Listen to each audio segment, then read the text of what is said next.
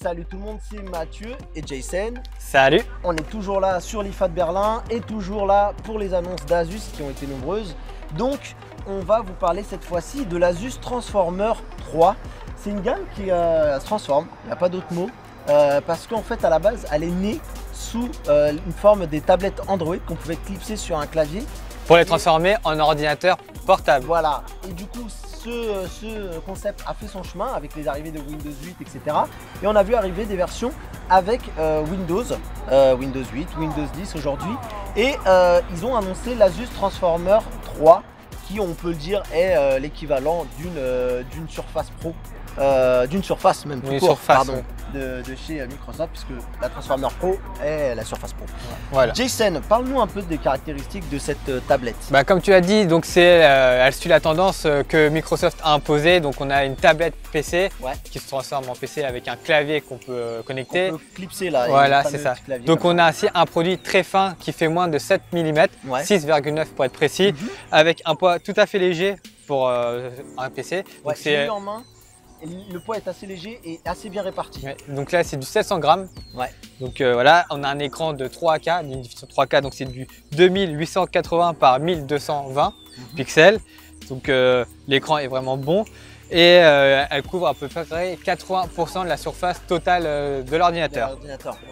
Au niveau de la configuration, on retrouve bien entendu un processeur Intel de 7e génération. Ouais, exactement, un processeur qui cette fois-ci n'est pas ventilé parce qu'on a oublié de le dire pour le ZenBook. Celui-ci détient un ventilateur le plus fin du monde, c'est ce que disait Asus. Et là par contre, il y a carrément une absence de ventilateur, donc pas de bruit. Oui, mais on aura quand même un processeur plutôt puissant puisqu'on a un Core i7. Oui. Donc exactement. Ça va être d'une série U, donc quand même…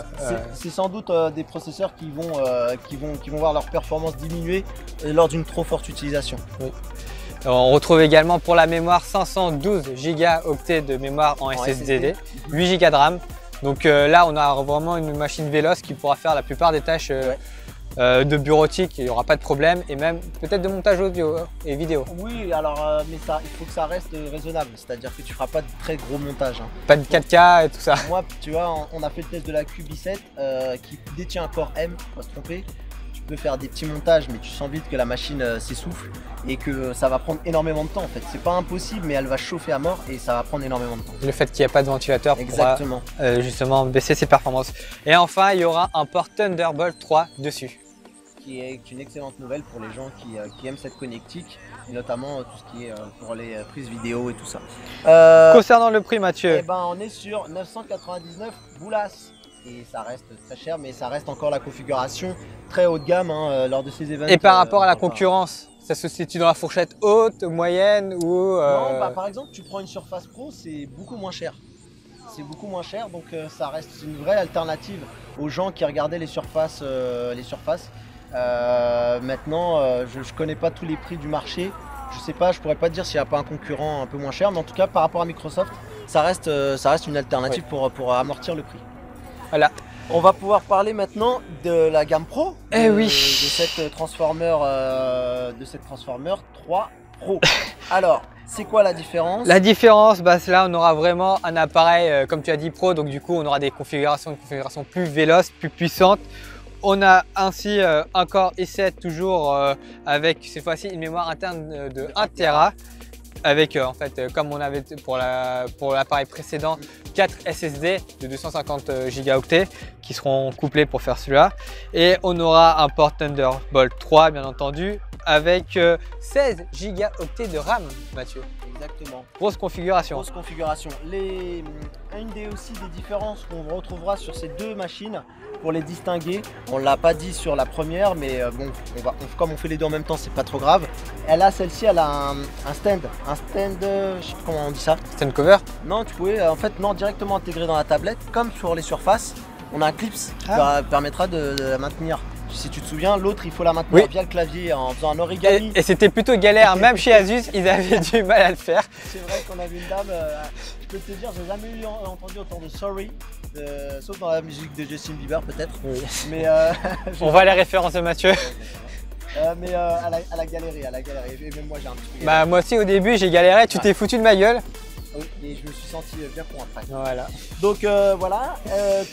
Attends, c'est pas fini Mathieu, Oui. comme on dit. Donc elle est un peu plus épaisse que la Zen Book 3 Transformer 3. qui est On va normale. y arriver, hein. Ah oui, C'est compliqué. c'est compliqué ces configurations, mais surtout la particularité de cet appareil, c'est qu'on peut plugger l'appareil de Asus pour la transformer en PC gaming d'appoint, parce qu'elle n'est pas transportable non plus. Non, non plus, mais je pense que les deux fonctionnent d'ailleurs. Tu peux mettre la carte graphique sur les deux. Et ils n'ont pas précisé en tout cas dans la fiche D'accord. technique que pour la 3. D'accord, c'est important de le préciser et je dis peut-être une grosse connerie. Sinon, les deux, ils utilisent un stylet. Donc on va pouvoir dessiner et écrire dessus. C'est une technologie à Wacom.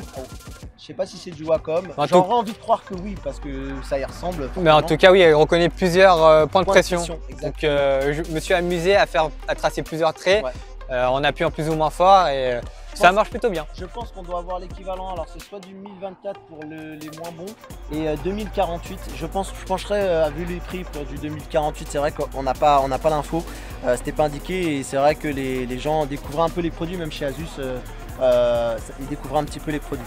Au niveau des prix, accrochez-vous les amis parce que là ça envoie du pâté de campagne. J'ai envie de vous dire. Ouais, 1600 € pour la plus haute configuration. Mathieu en perd son latin, on va dire. Il est en train de mourir. On perd tout, mon gars. Mais t'imagines, si 1400 on convertit cela en McDo, ça fait beaucoup de Big Mac. Ça fait des têtes à test, je peux te dire que là on rentre plus dans le ventre tellement on est en fait. Et pour une version un peu plus modeste qui est encore i5, j'imagine avec 512 Go de stockage, hein, c'est ça? Oui, 512 Voilà. et 8 Go de RAM. On est sur 1400 €. Ça reste quand même très cher. Il y a à ce genre de prix, tu peux taper dans la Surface Book. C'est ça, Surface Book, c'est ça. La machine de Microsoft. Mais après là, c'est pas les mêmes usages qu'on aurait avec avec un PC portable tout court, puisque là, c'est vraiment dédié en mode tablette, l'usage principal. Oui. Ça vise vraiment. Après, Enfin, c'est du. Vu la configuration, tu risques pas ou peu de faire beaucoup de tablettes. Ça reste comme des PC qui véhiculent l'expérience tablette, qui s'en rapprochent. Mais c'est clair que le Surface Book a plus l'air d'être un PC portable qu'on essaie de transformer en tablette et les autres c'est un peu plus l'inverse, effectivement. Voilà, je pense qu'on a un petit peu fait le tour de ces machines, des machines plutôt sympas quand même. Hein. Oui, plutôt Des sympa. machines avec le Mis à part le prix. on serait bien reparti avec, voilà, vous l'avouez.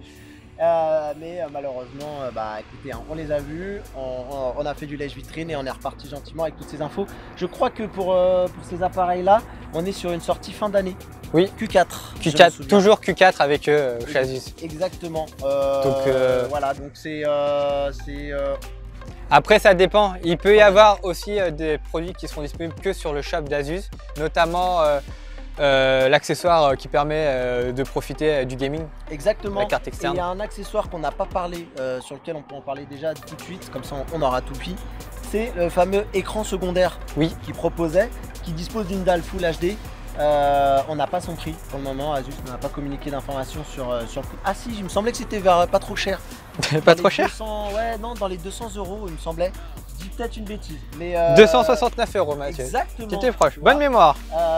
Mais on n'avait pas de date de sortie, je crois plutôt. C'était pas certain. Mais parce que c'est des produits quand même qui visent une certaine niche. Donc, Ouais, ils pensent pas en vendre des palettes. Donc voilà. Mais après, j'ai trouvé ça très bien. c'est pas sûr qu'on le trouvera en France en tout cas. Et il était très fin d'ailleurs.